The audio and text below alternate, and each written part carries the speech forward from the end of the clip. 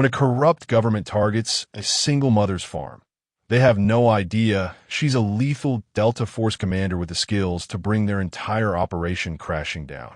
Will she risk everything to protect her daughter and expose the conspiracy that followed her home? I freeze at the kitchen sink when I hear the crunch of tires on my gravel driveway. Nobody comes up this way unless invited, especially not at 7:30 in the morning. Through my window, I spot 3 black SUVs and a government sedan kicking up dust as they approach my farmhouse. My heart pounds against my ribs like it used to before missions. Emma, I call upstairs. Finish your breakfast and get your backpack ready for school. My 8-year-old daughter mumbles something about not being done with her cereal. Any other day, I'd smile at her stubborn morning attitude. Not today. My fingers instinctively reach for the hidden compartment under the sink where my SIG sour waits. But I pull back. I'm Sarah Mitchell now. Just a widowed mom growing organic vegetables on a small farm. Not Commander Mitchell, who led elite Delta Force teams across war zones for 15 years. The vehicles stop in a perfect formation. Men in suits step out, along with uniformed officers I don't recognize. Not local police. Their leader adjusts his tie as he walks toward my porch, tall, with a military haircut but soft hands. Government man, not a soldier. I wipe my hands on a dish towel and step onto the porch before they reach it. Better to control the encounter on my territory. Can I help you, gentlemen? You're trespassing on private property. My voice stays even, hiding the adrenaline already sharpening my senses. The lead man flashes a badge too quickly to examine. Agent Thompson, Department of Land Management. We have papers regarding this property. He weighs a document folder with official seals. Let me see those. I reach for the papers, noting how the other men have spread out across my front yard in a tactical formation. 2 are checking sight lines to the barn. They're not just bureaucrats. The documents claim my farm has been rezoned for essential infrastructure development under eminent domain laws. The letterhead looks official, but something feels wrong. I've paid my taxes, maintained proper organic certification, and kept perfect records since buying this place 5 years ago after Jake died, and I left the service. There must be a mistake, I say, keeping my voice calm while scanning for weapons. They're all carrying, poorly concealed under jackets. I've had no notification of any zoning changes, and legally I'm entitled to hearings and proper compensation before any seizure. Thompson's smile doesn't reach his eyes. The notifications were sent certified mail. We have delivery confirmation. A lie. I check my mail religiously. I never received anything. I counter, reading more of the document. The surveying boundaries are wrong, deliberately extending on my neighbor Mac's property too. These coordinates are incorrect. Ma'am, we're just following orders. You have 48 hours to vacate before construction crews arrive.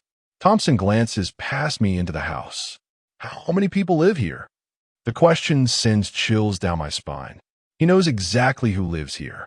This isn't random. Just me and my daughter. I answer, shifting my stance to block his view inside. And we're not going anywhere until I speak with my lawyer. A second man steps forward. Ms. Mitchell, this isn't a negotiation. Senator Reynolds has fast-tracked this project personally. My blood freezes at the name. Senator Reynolds, the Intelligence Committee chairman who commissioned our final mission, the one where everything went wrong. The mission that got half my team killed when our position was mysteriously leaked to hostiles. The mission I've suspected for 5 years was compromised from within our own government. Senator Reynolds? I keep my voice neutral despite the roaring in my ears. What's his interest in a small organic farm in rural Ohio? Thompson smirks. Progress waits for no one, Ms. Mitchell. Not even decorated veterans. So they know who I am. This isn't about land at all. I hear Emma's footsteps behind me. Mom? Who are these people? Thompson's eyes lock onto my daughter, his smile broadening. Well, hello there, young lady. You must be Emma. I step sideways, keeping myself between him and my daughter. Emma, go finish getting ready for school, please. She hesitates, her small hand clutching her favorite stuffed rabbit, eyes wide as she takes in the men and vehicles. She's smart enough to sense trouble. Now, honey, I say firmly, not taking my eyes off Thompson. As Emma retreats inside, Thompson calls after her. Cute kid. Shame about her future here. My combat instincts surge at the thinly veiled threat. 5 years of peaceful farming falls away in an instant as I assess how quickly I could neutralize the 6 men I can see. But there will be more coming if these don't report back. You have 48 hours, Ms. Mitchell. Thompson hands me the papers. I suggest you use them wisely. Pack up, take the relocation money, and find somewhere new. Some battles can't be won. As they return to their vehicles, I notice one man taking photos of my property, another making notes about my barn and outbuildings. They're cataloging everything. The last SUV stops before pulling away. The window rolls down and Thompson leans out. By the way, Ms. Mitchell, your military record is impressive. Delta Force commander with 3 tours and multiple commendations. His eyes narrow, but even the most decorated soldiers know when to retreat. They drive away, leaving me clutching the fraudulent papers with shaking hands. I watch until the dust settles, then rush inside to find Emma sitting on the stairs, clutching her rabbit. "Mom, are we in trouble?" she asks, her voice small. I kneel before her, brushing her dark hair from her eyes. "No, baby, it's just a mistake, but we need to be extra careful for a little while." I help her finish getting ready for school, fighting to keep my movements normal while my mind races through options. When the school bus arrives, I hug her tighter than usual. "I love you, Emma Bear," I whisper. "Love you more, Mom," she says, then runs to the bus. As the yellow bus disappears down my long driveway, I close the door and let the commander and me take over. I move methodically through the house, retrieving hidden weapons from concealed compartments, places Jake helped me create when we first bought this place. A safe haven that doesn't feel safe anymore. In my bedroom, I pry up the loose floorboard and pull out the secure satellite phone I've kept charged but in use for 5 years. I stare at it, knowing that once I make this call, there's no going back to simple farm life. But they've already found me, and now they've threatened my daughter. My fingers punch in the only number I've memorized. 3 rings, then a gruff voice I haven't heard in years. "Hayes," answers my former commanding officer. "Sir," I say, my voice shifting to military precision. "We have a situation. Senator Reynolds found me." The school bus drops Emma off at 3:45. I'm waiting at the end of the driveway, scanning the road in both directions before walking her back to the house. I've spent the day preparing, my farm now wired with subtle, early warning systems from supplies I kept buried in the barn. Old habits die hard. "Why didn't you wait on the porch like normal?" Emma asks, skipping beside me. "Just wanted the exercise," I lie, noting the black sedan parked half a mile down the road. They're watching us. Emma chatters about school as we walk, but stops when we reach the house. "Mom, why is your gun on the table?" My old service pistol sits cleaned and loaded next to a half-drunk cup of coffee. I quickly move to put it away. "Just cleaning it, honey. Remember how I taught you never to touch it?" She nods solemnly. I hate exposing her to this, but events are moving too quickly. 5 hours after my call to General Hayes, he texted a single word: "Confirmed." Senator Reynolds is behind the land seizure, and it's not just my farm. 3 other veterans from classified operations have faced similar rezoning issues in the past year. All went quietly. All disappeared after taking the settlement money. "Homework time," I say cheerfully, helping Emma set up at the kitchen table while I prepare dinner, keeping my movements between her and the windows. I've drawn the curtains, making it look casual though it's tactical. "Can I play at Lisa's house tomorrow?" Emma asks, working on her spelling. "Not tomorrow, baby. We're going to visit Aunt Kate for a few days. My sister lives 3 states away, far enough to keep Emma safe while I figure this out." "But what about school? And my science project?" Her voice rises with disappointment. "It's just for a little while." I set a plate of chicken and vegetables before her. Think of it as a mini vacation. After dinner, I let Emma watch cartoons while I pack, carefully selecting clothes, emergency supplies, and mementos that matter most to her. I'm almost finished when headlights sweep across the front of the house. Not moving, just idling at the end of my drive. I peek through the curtains. A single black SUV, engine running. Warning or surveillance. Either way, the message is clear: we're watching you. The vehicle finally pulls away after 20 minutes. I tuck Emma into bed, reading her favorite story about a brave princess who saves her kingdom. She falls asleep, clutching her rabbit, unaware of the storm brewing around us. Downstairs, I check every door and window lock, then pull out Hayes' file. The general sent a secure courier this afternoon with documents showing a pattern. Veterans with specialized skills being forced from their homes through falsified government actions. Land supposedly repurposed for public works that never materialize. Instead, private corporations with ties to Senator Reynolds develop the properties for massive profit. My phone buzzes with a text from Mac Nelson, my neighbor and fellow veteran. Men in suits asking questions about you in town. Watch your back. Around midnight, I hear vehicles approaching again. I'm ready this time, night vision gear positioned to watch without being seen. 3 SUVs park at my gate. Men in tactical gear spread out along my property line, setting up surveillance equipment. Not government agents this time, private military contractors based on their movement patterns. I recognize Black River security logos on their gear. Black River, the private military company that mysteriously appeared at several of our mission locations years ago, always somehow ahead of official orders. The company rumored to have Senator Reynolds on its board of directors. At 2 a.m., my satellite phone vibrates. Hayes' voice is urgent. Mitchell, you need to move now. I've been compromised. They know I warned you. What about the evidence? I ask, already moving to wake Emma. Meet Rivera at the arranged location. She has the rest of the files. Hayes pauses.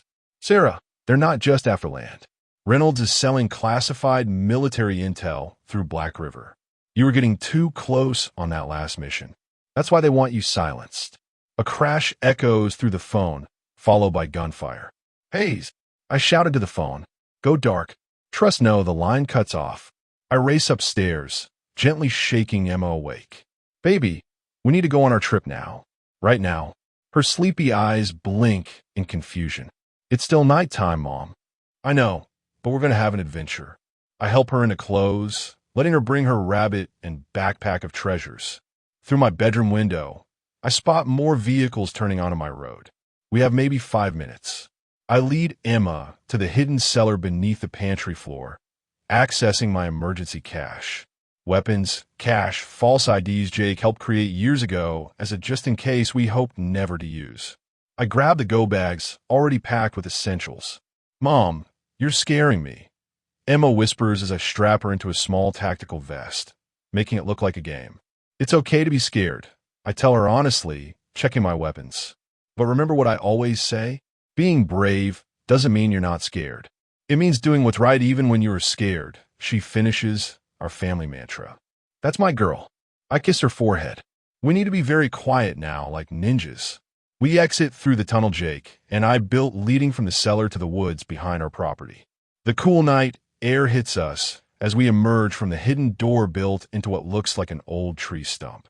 In the distance, I hear men entering my home, voices shouting commands. Emma's eyes widen at the noise. Listen to me, I whisper, kneeling before her. Those men back there want to take our farm, but they don't know who they're dealing with, do they?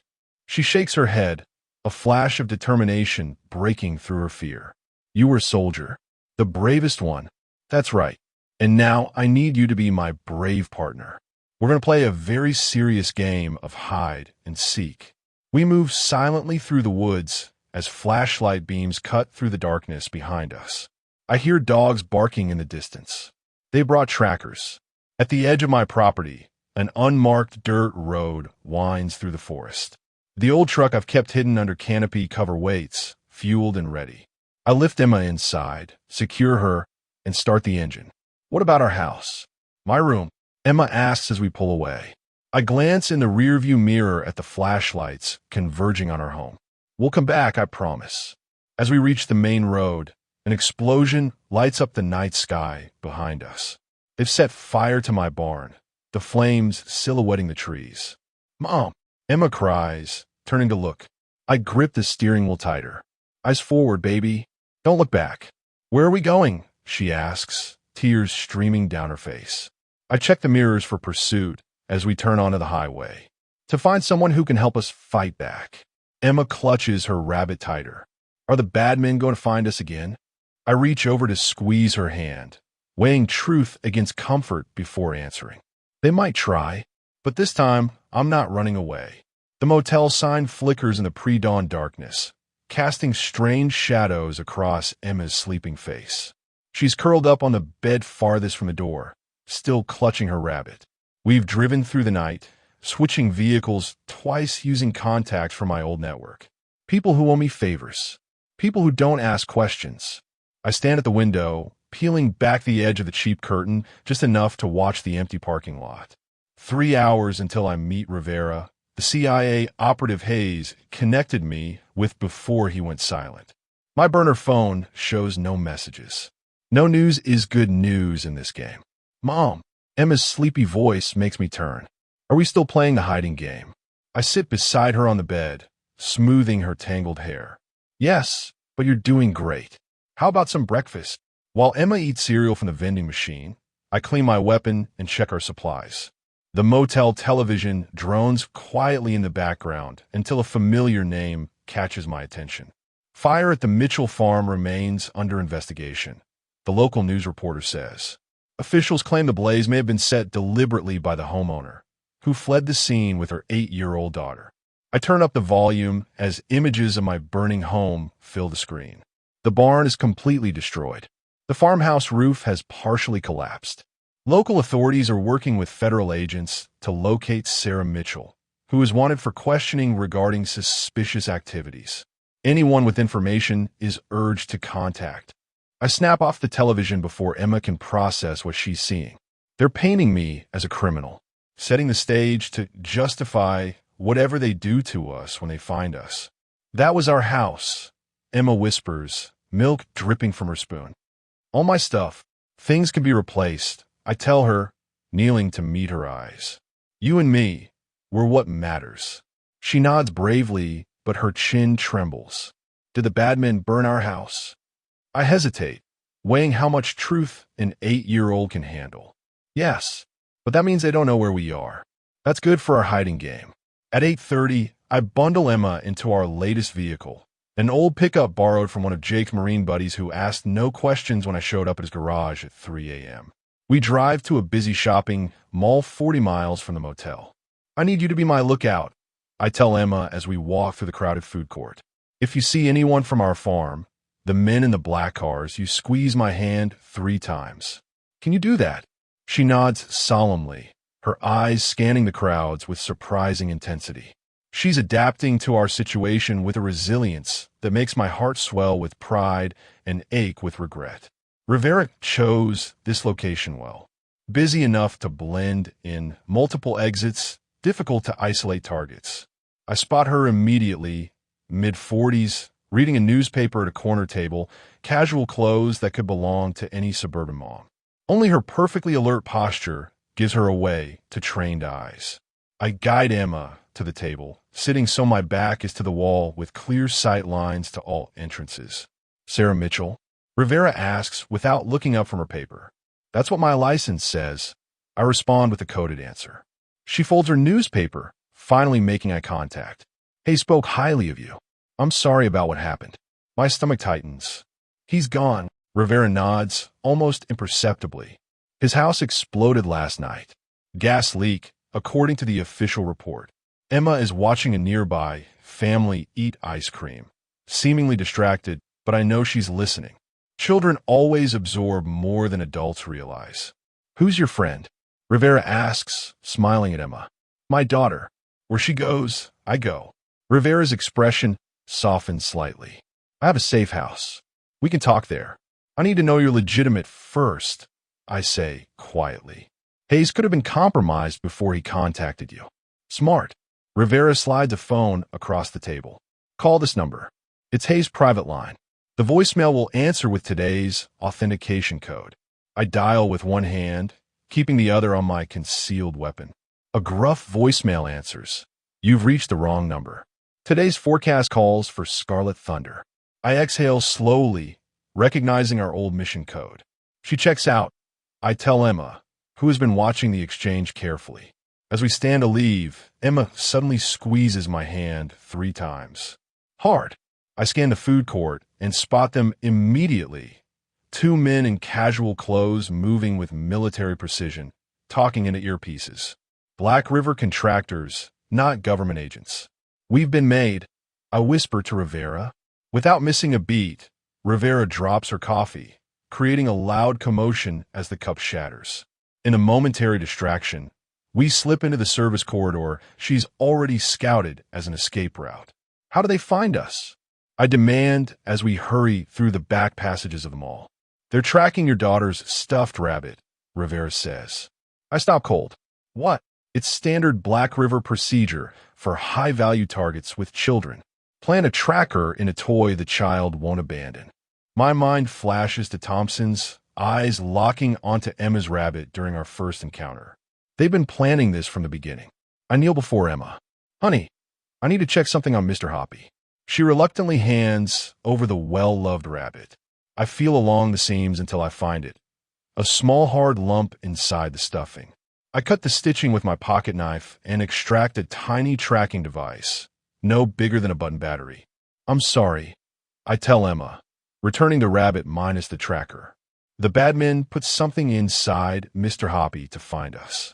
Her eyes widen with understanding, then narrow with a flash of anger that reminds me startlingly of myself. They touched my stuff? Yes, and that was wrong of them. I drop the tracker and crush it under my boot. Rivera checks her watch. We need to move. My car's in the east lot. As we exit through a service door, gunshots ring out behind us. The Black River operatives have found our trail. Run, I shout, lifting Emma into my arms. We sprint across the parking lot as bullets ping off nearby cars. Rivera leads us to a nondescript sedan, keys already in hand. Get in, she yells, sliding behind the wheel. I buckle Emma in the back seat and jump in beside Rivera just as the rear window shatters from a bullet impact. Emma screams as Rivera floors the accelerator, tires squealing as we careen out of the parking lot. Stay down, baby. I reach back to push Emma below window level as more shots follow us. Rivera drives with expert precision, weaving through traffic and taking a series of rapid turns to shake our pursuers. I count 2 vehicles in pursuit, both black SUVs with tinted windows. Senator Reynolds must be desperate if he's authorizing a public shootout, Rivera says grimly, taking a hard right turn that throws us against the doors. This isn't about land, I say, checking my weapon. What does Reynolds really want from me? Rivera's eyes meet mine briefly. Not what? Who? You want your daughter. My daughter. The words barely escape my lips before Rivera swerves violently to avoid another barrage of bullets from the pursuing SUV. Eyes on the road. I shout, twisting in my seat to return fire through a shattered rear window.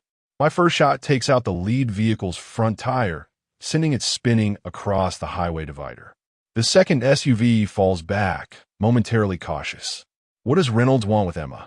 I demand as Rivera navigates onto a rural access road, buying us precious moments. Not here, Rivera says with a pointed glance toward Emma, who's huddled on the floor of the back seat, hands over her ears, tears streaming silently down her face. I holster my weapon and climb into the back, pulling Emma onto my lap. It's okay, baby. I've got you.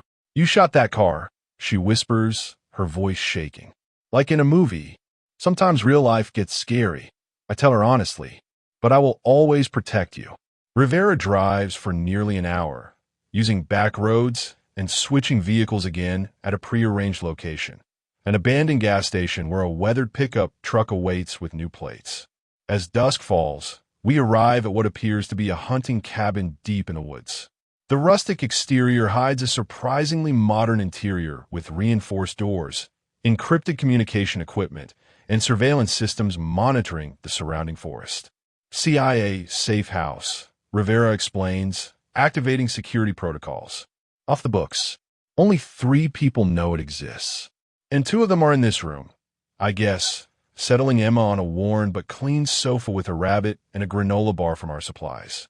Hayes was the 3rd. Rivera's expression darkens. We're on our own now.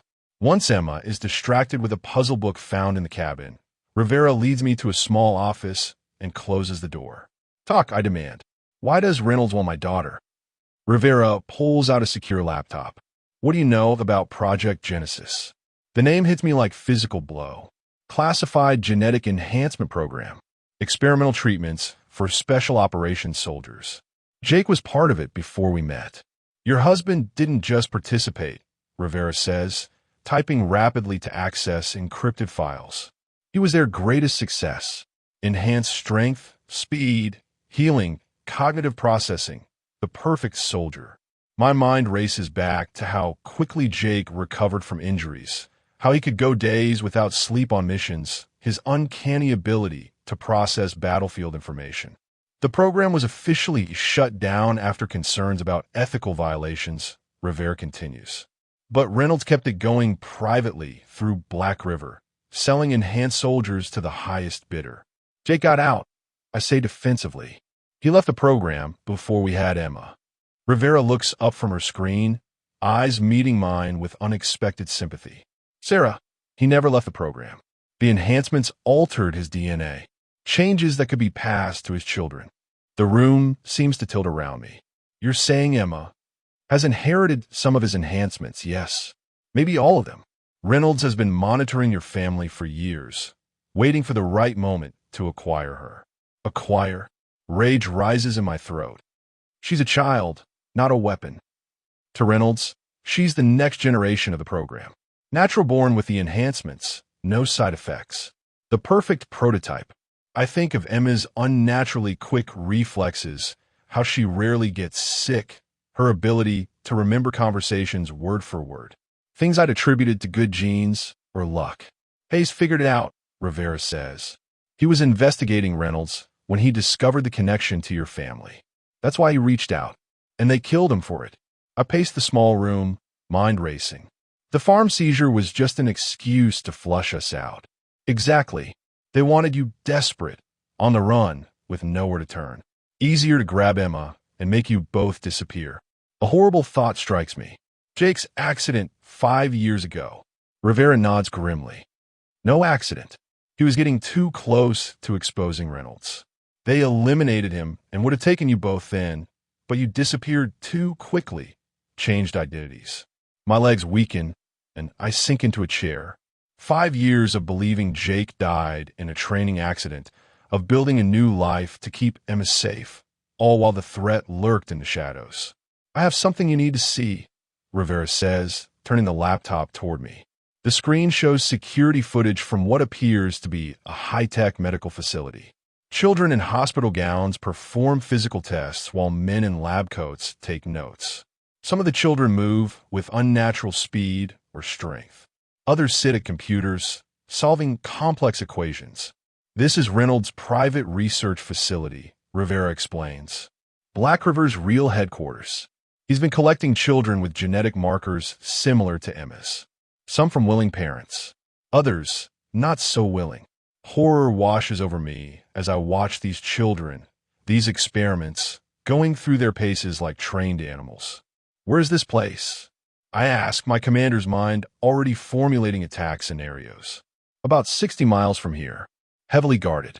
We need an army, or one very motivated mother. I stand, resolve hardening within me. I need everything you have on the facility. Layout, security, personnel. A crash from the main room interrupts us. We rush out to find Emma standing frozen beside an overturned lamp, staring out the window. Someone's out there, she whispers. I saw them.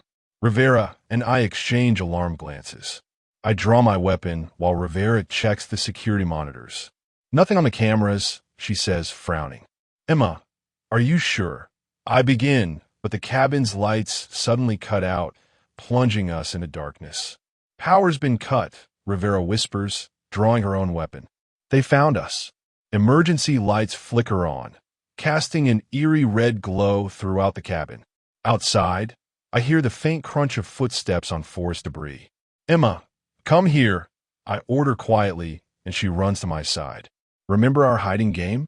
Now we play for real. Rivera gestures toward a concealed panic room behind the bookshelf. Get her in there. I'll cover. The front window shatters as a smoke grenade bounces across the floor, quickly filling the room with thick, disorienting fog. Gas masks in the kitchen drawer. Rivera shouts, firing blindly toward the window.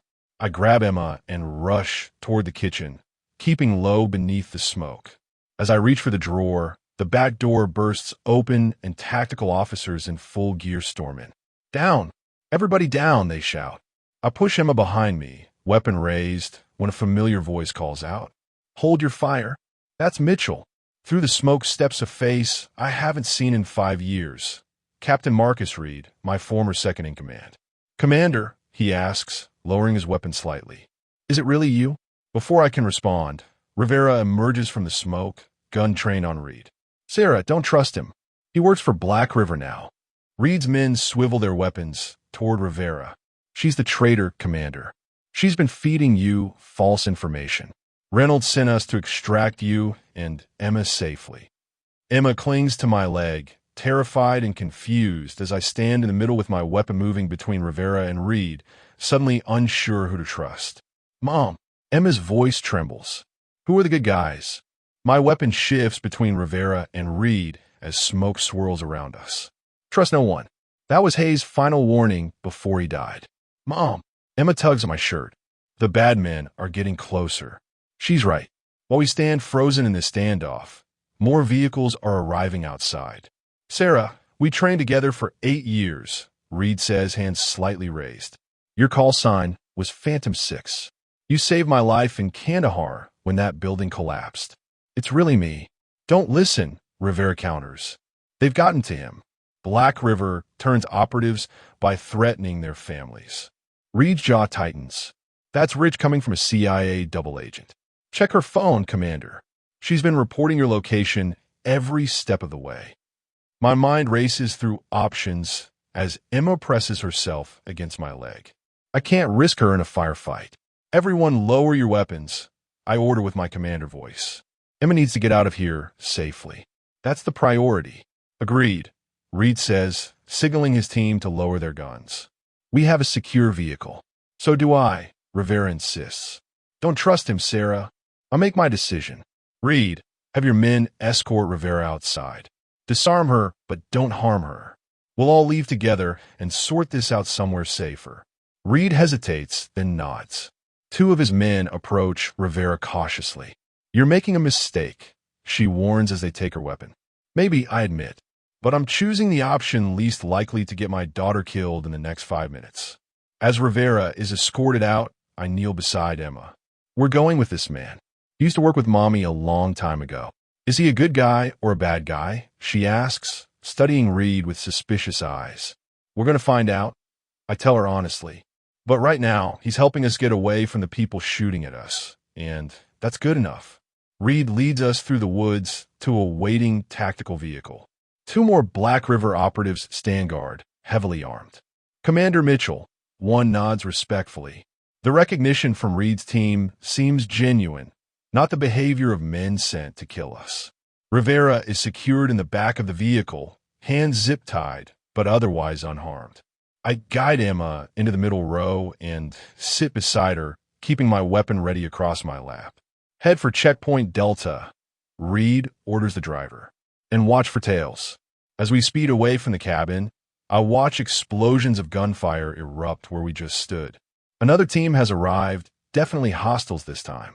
That's the actual Black River extraction team, Reed explains grimly. The ones Reynolds sent. You're saying you're not with Black River? I ask confused. Not Reynolds Black River, Reed clarifies. The company fractured 6 months ago. Internal power struggle. Some of us discovered what Reynolds was really doing and broke away. Convenient story, Rivera mutters from the back. If I wanted to take your daughter, I'd have done it already, Reed snaps. Emma shrinks against me at his words. I wrap my arm around her protectively. Both of you enough. Emma doesn't need to hear this. We drive in tense silence until we reach what appears to be an abandoned warehouse outside a small industrial town. Inside, however, is a fully operational tactical base, communications equipment, weapons, sleeping quarters, and medical facilities. Welcome to the Resistance, Reed says as his team secures the perimeter. What's left of it, anyway? A medic approaches to check Emma for injuries. I watch like a hawk, never letting her out of arm's reach. She's fine, the medic assures me. Physically, at least. Emma has barely spoken since we left the cabin. The weight of our situation is finally crushing her brave front.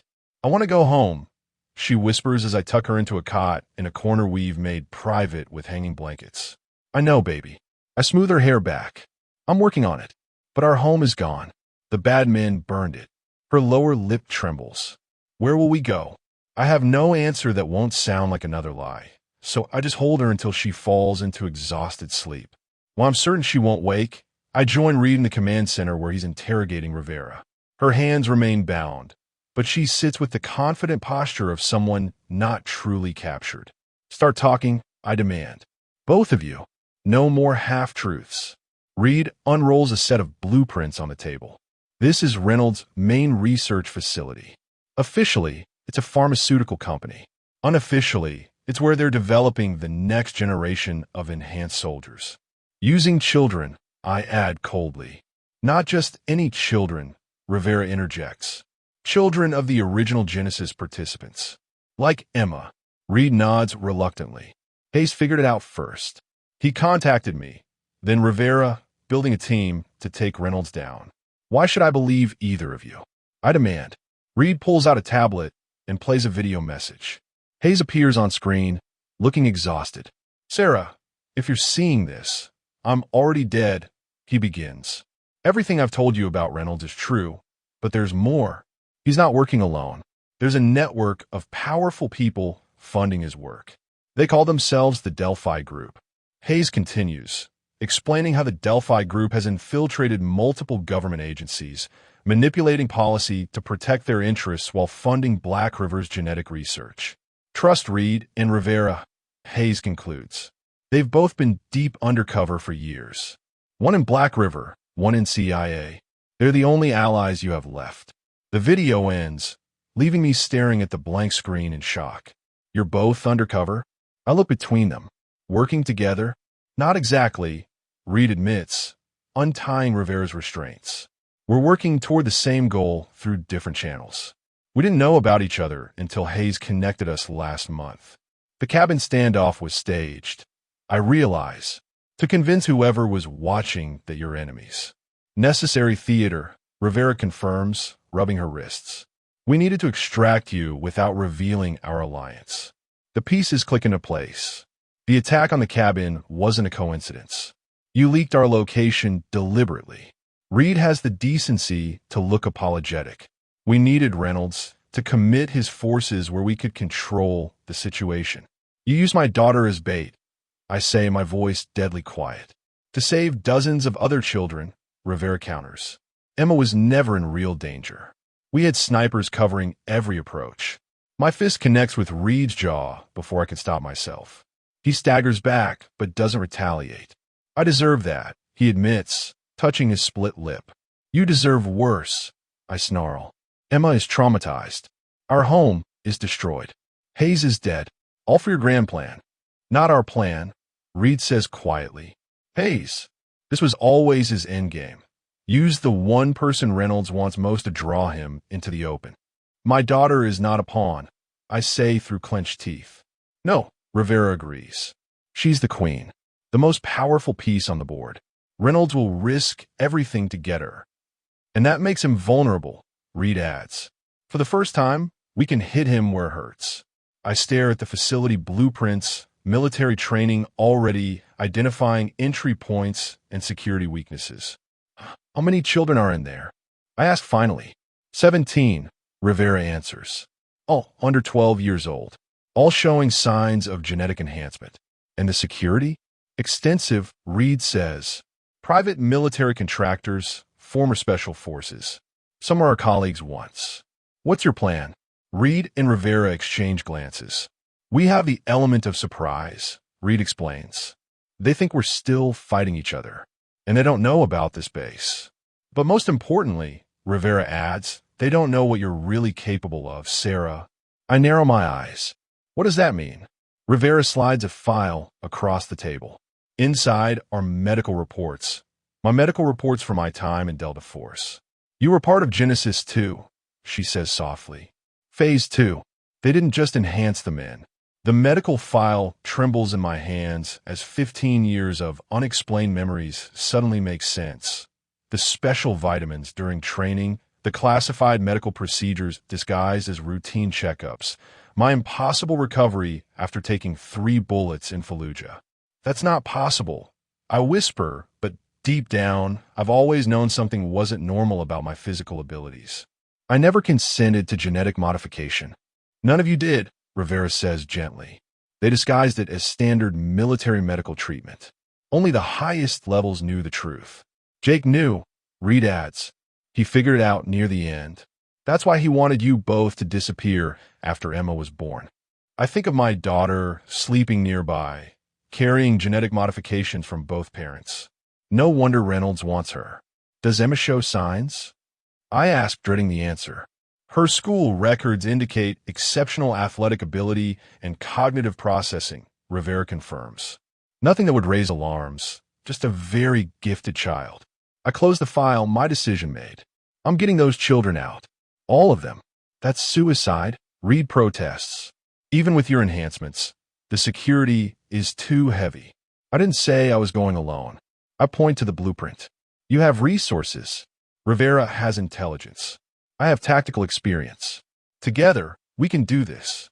And Emma? Rivera asks softly. The question hits me like physical pain. Emma can't come on a raid, but I can't leave her behind either.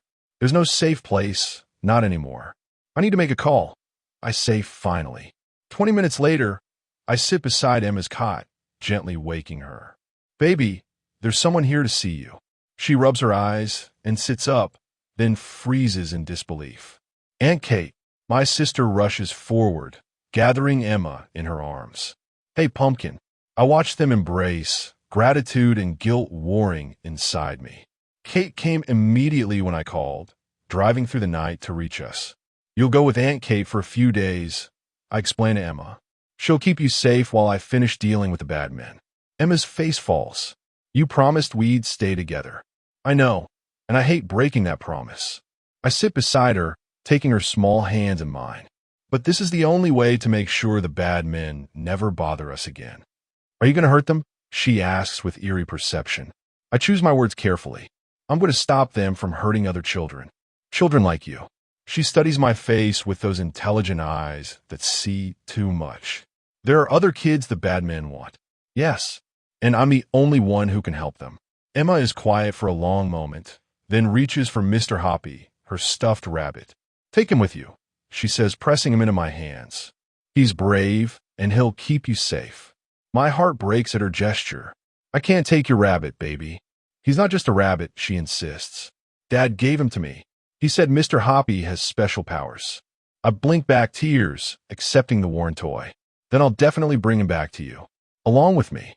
Kate approaches as I finish briefing her on contingency plans, emergency contacts, and getaway routes. Is any of this legal?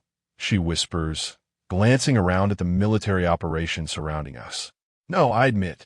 But it's right. Just like old times, she sighs. You always did color outside the lines, Sarah. This time it's different, I tell her. This time, I'm fighting for all the children they've turned into weapons. Kate hugs me tightly. Just come back. Emma needs her mother more than the world needs another hero. 2 hours later, Kate and Emma are gone, spirited away to a safe house only I know about. I turn my full attention to the mission ahead. Satellite imagery shows increased activity at the facility, Rivera reports. Reynolds knows we're coming. Good. I say, checking my weapons. Let him prepare for a frontal assault. That's not how we're getting in. Reed raises an eyebrow. You have another plan? I point to a maintenance tunnel on the blueprint. Underground, just like we did in Tehran. That entrance will be guarded, Reed warns. By 2 men, standard rotation, I counter. I can handle 2 guards. And once we're inside, Rivera asks. I trace a path through the sublevels. We split up. Reed, you lead the team to secure the children. Rivera, you find and copy the research data. I'll locate Reynolds. Alone. Reed looks concerned. His personal security is elite. I'm not planning to fight them. I check the specialized equipment Rivera's team has provided. I'm going to make Reynolds an offer he can't refuse. The plan comes together over the next hours. Entry points, timing, extraction routes. Reed's Rebel Black River faction provides the manpower, 12 operators with special forces backgrounds. Rivera contributes the intelligence, guard rotations, security protocols, personnel files. At midnight, we conduct final gear checks. Body armor beneath civilian clothes, weapons with suppressors, communication devices secure from electronic surveillance. One more thing, Rivera says, handing me a small injector. Adrenaline boost developed from the Genesis program. It'll enhance your natural abilities for about 30 minutes. I stare at the device. Side effects. Crash afterward. Hard, but it might save your life if you're cornered. I pocket the injector, hoping I won't need it. Vehicle's ready, Reed announces. We move in 20. As the team makes final preparations, I step away to a quiet corner, Emma's stuffed rabbit in my hands. Something about Jake's words to Emma bothers me. Special powers. Jake never spoke like that, never encouraged magical thinking. On impulse, I examined the rabbit more closely. The tracking device Rivera mentioned was removed, but something about the stitching along the back seems odd. I gently pull at a hidden seam, and the stuffing parts to reveal a slim metal container. Inside is a USB drive and a handwritten note in Jake's handwriting. My hands shake as I read. Aster Sarah, if you're reading this, then what I feared has happened. Reynolds found you. This drive contains everything. The Genesis files, the Delphi group members, evidence of their crimes. I couldn't risk coming forward while alive. They would have killed you both immediately. Keep Emma safe. The enhancements we carry are nothing compared to what she may develop. I'm sorry for the secrets. I love you both. Giasterisk. 5 years after his death, Jake is still protecting us. I connect the drive to a secure laptop, and pages of classified documents appear. Names, dates, bank accounts, medical records. The entire conspiracy laid bare. Rivera, Reed, I call, my voice urgent. We need to change the plan. They hurry over as I show them the drive's contents. This changes everything, Rivera breathes. With this evidence, we don't need to raid the facility. We could bring down Reynolds legally. No, I say firmly, ejecting the drive. We're still going in. Those children can't wait for the legal system to work. But now we have leverage. I tuck the drive into a secure pocket. And a backup plan. A young operator approaches. Commander, vehicles are ready. We need to move now to hit our window. I stand, tucking Emma's rabbit into my tactical vest. Let's go get those kids. As we move toward the exit, Reed touches my arm. Sarah, if this goes sideways. It won't, I say with a confidence I don't entirely feel.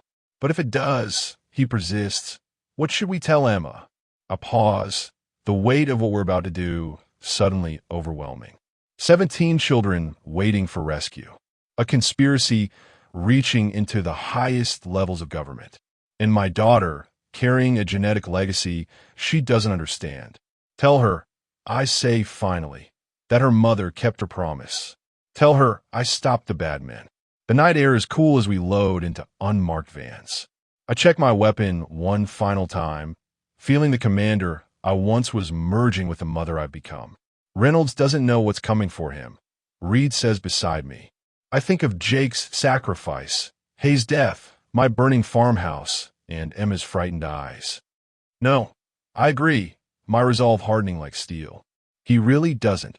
The rain falls in heavy sheets as our 3-vehicle convoy approaches the Black River Research Facility. Lightning flashes, illuminating the compound's outer fence topped with razor wire. Security cameras pivot on their mounts, searching the darkness. Guards with assault rifles patrol the perimeter, barely visible through the downpour. Weather works in our favor, Reed murmurs, checking his tactical gear one last time. Reduces visibility, masks noise.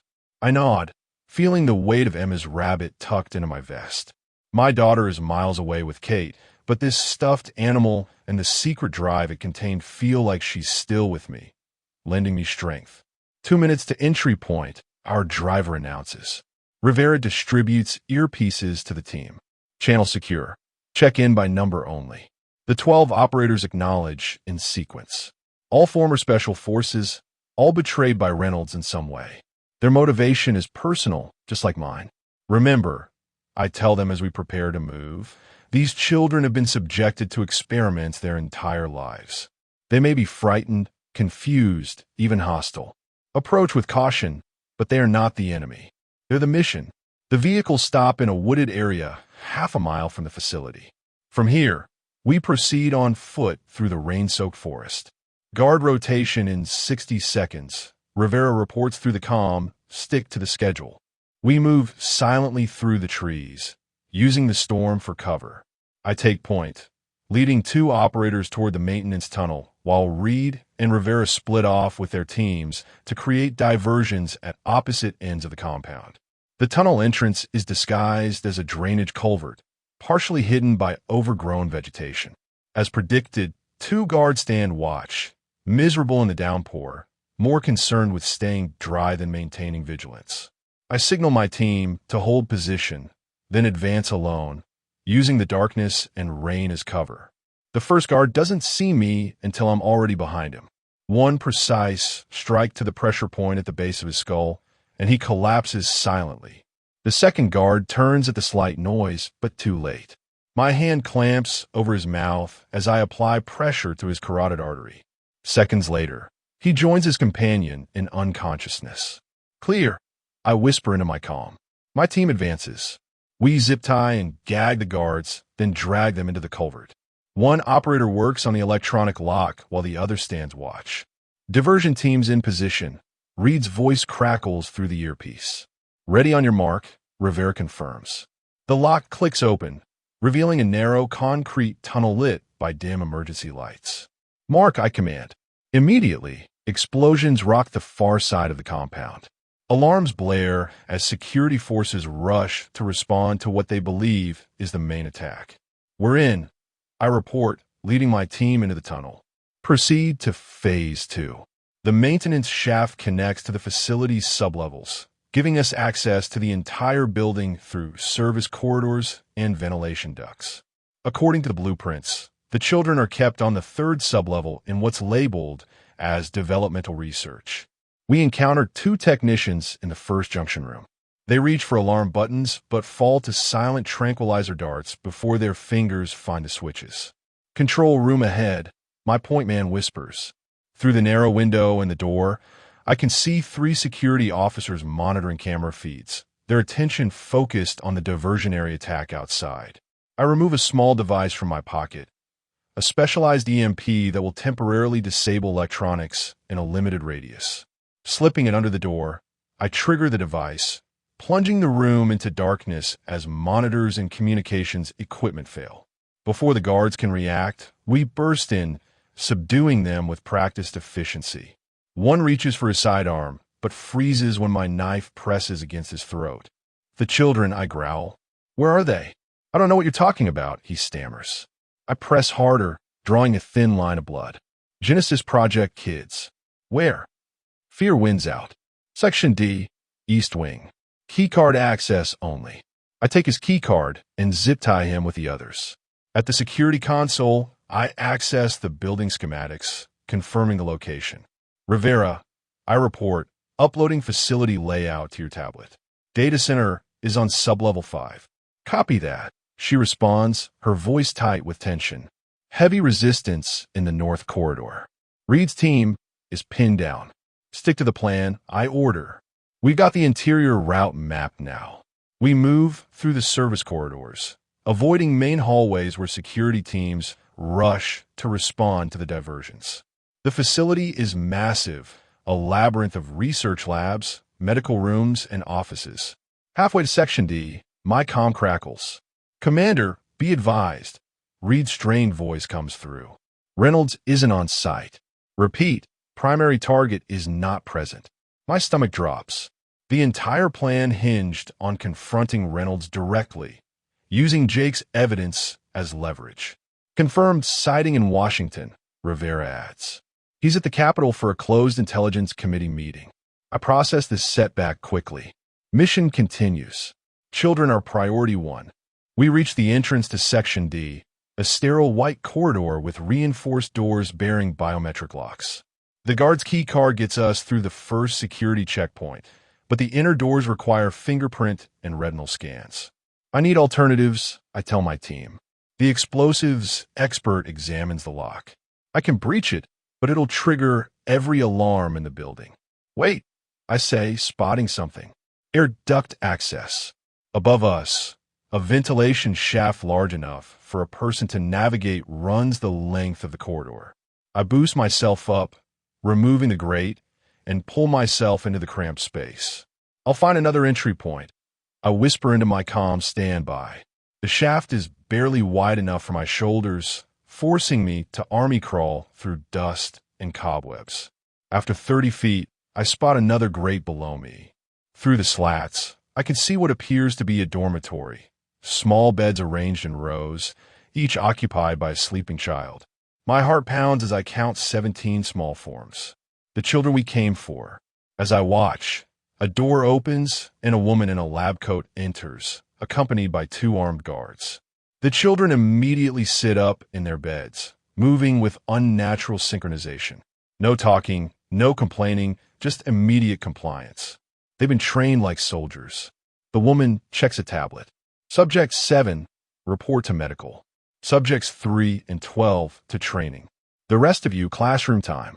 The 3 selected children stand while the others form a line. None speak. None fidget like normal kids. They move with mechanical precision that makes my skin crawl. I need to get inside, but the room is too heavily guarded for direct entry. I watch the children file out, noting their destination. If I can't get to them here, I'll intercept them en route. Backtracking through the vent, I rejoin my team and explain the situation. We need to split up, I decide. Carter, with me, will intercept the main group. Roberts follow the 3 being separated. Trank darts only. These are children, remember. We move quickly through the service corridors, using the updated facility map to plot interception points. I try reaching Reed and Rivera, but communications are breaking up. Something's jamming our signal. We round a corner and spot them. 14 children walking in perfect formation, escorted by the woman in the lab coat and 1 guard. I signal Carter to take position at the other end of the hallway. On my mark, I whisper, guard first and the doctor. Before I can give the signal, one of the children, a girl about Emma's age, suddenly stops walking. She turns her head, looking directly at my hiding spot as though she can sense my presence. Subject 9, continue moving, the doctor orders sharply. Instead, the girl points toward me. Someone's here, she announces in a flat voice. Hidden, armed, female. The guard raises his weapon toward my position as the doctor pulls out a radio. I have no choice now.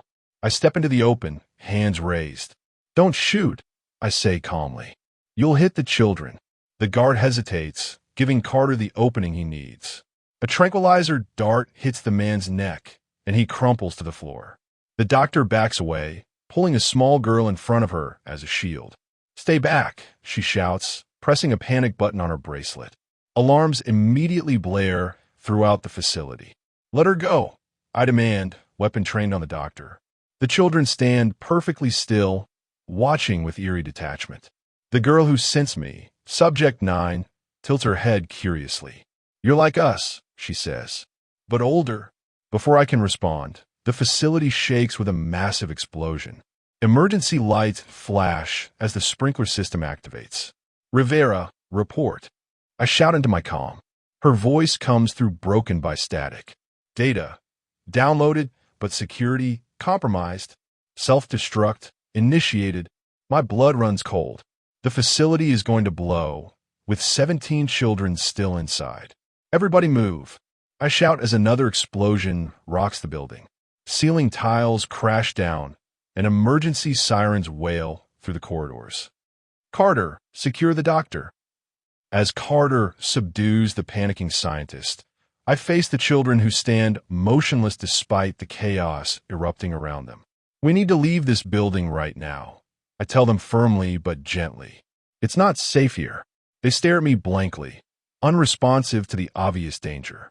The girl who sensed me, Subject 9, speaks again. We must wait for authorized personnel to issue evacuation orders. I'm authorized personnel, I say, removing Emma's stuffed rabbit from my vest. Something tells me these children need a symbol more than a military command. This is Mr. Hoppy. He says it's time to go. To my surprise, recognition flickers in several children's eyes. The smallest girl whispers, like Mr. Whiskers in our story. They've been told stories about stuffed animals, a small piece of childhood allowed in their controlled environment. I seize the opportunity. That's right. Mr. Hoppy is friends with Mr. Whiskers. They both want you safe. I hold out my hand. Who's coming with us? Subject 9 steps forward first, taking my hand. The others slowly follow. Commander, Robert's voice crackles through my comm. I have the 3 separated children. Meeting you at extraction point B. Change of plans. I respond as the building shutters again. Primary routes compromised. Head for the maintenance tunnel immediately. I lead our strange procession through the crumbling facility, Carter bringing up the rear with the subdued doctor. The children follow with perfect discipline, stepping over debris without hesitation or complaint. Where's Reed? I demand into my comm. East wing collapsed. Rivera's voice answers, heavy with exhaustion. He got his team out, but went back for stragglers. Another explosion, closer this time. The floor beneath us cracks ominously. This way, I direct, guiding the children down a side corridor as the ceiling collapses behind us. The facility is disintegrating faster than anticipated. Someone wants to destroy all evidence, regardless of the lives inside. We reach a junction where Rivera waits with 2 injured team members. Data secured. She reports, holding up a hard drive. Complete Genesis files, plus operations ledgers connecting Reynolds to everything. The others? I ask, already fearing the answer. 3 dead. Made it out with the first group of security personnel during the confusion. A child tugs at my sleeve, subject 9. The man who makes the rules is watching, she says, pointing to a security camera still functioning in the corner. Reynolds, I realize. The senator isn't here physically, but he's monitoring the situation remotely. I face the camera directly. This ends now, Senator. We have all 17 children in your complete files. Stand down your self-destruct sequence. The facility rumbles in response, more violent than before. Reynolds is accelerating the destruction. New plan, I announce, scooping up the smallest child as concrete dust rains down. Everyone move. We race through the disintegrating corridors, the children keeping pace with uncanny endurance. One boy, no more than 10, lifts a fallen beam blocking our path with strength impossible for his size. Their enhancements are real and remarkable. At a collapsed section, we're forced to detour through the laboratory areas. The rooms contain medical equipment, testing apparatus, and disturbing restraint devices sized for children. Subject 9 slows, staring at a particular examination table with visible fear, her first real emotional response. Keep moving, I urge gently. You never have to see this place again. We're nearly to the maintenance tunnel when Reed appears from a side passage, carrying an unconscious guard over his shoulder. Found him trying to get out, Reed explains grimly. Black River's second in command. He knows everything. The building gives a final, shuddering groan. Talk later, I order. Move now. We push through to the tunnel entrance, just as the main structure begins to collapse behind us. The narrow passage provides temporary shelter as we hurry the children toward the exit, the sound of destruction echoing behind us. Outside, rain still pours as dawn breaks on the horizon. The children blink in confusion at the natural light, some squinting in pain, suggesting they rarely venture outdoors. Vehicles 3 minutes out, an operator reports. I kneel before subject 9 as we wait. What's your real name? Not your subject number. She stares at me blankly.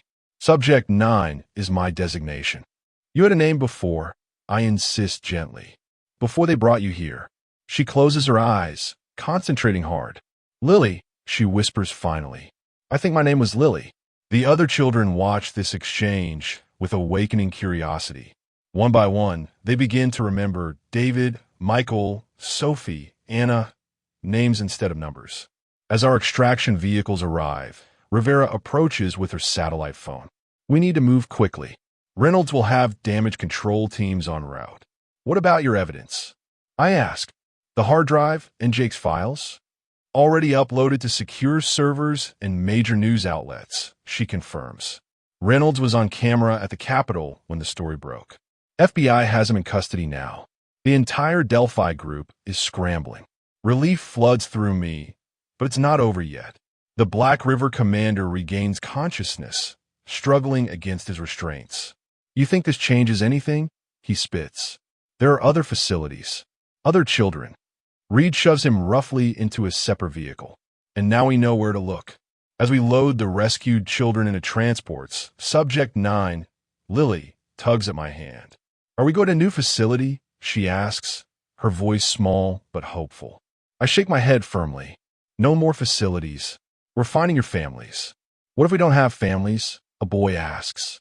Then we'll make new ones. I promise. Thinking of Emma.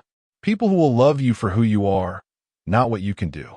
3 days later, I stand on my sister's porch, heart pounding as the front door opens. Emma appears, freezing in disbelief before launching herself into my arms with a cry that holds all the emotion of our time apart. Perfect trust. Like a superhero, I think of the enhancements flowing through my veins, the secrets Jake died protecting, the children with remarkable abilities who deserve normal lives. No, baby, I say softly. Just a mom who remembers how to be a soldier when she needs to be. Below us, Reed calls my name. There's work to be done, children to save, corrupt officials to bring to justice.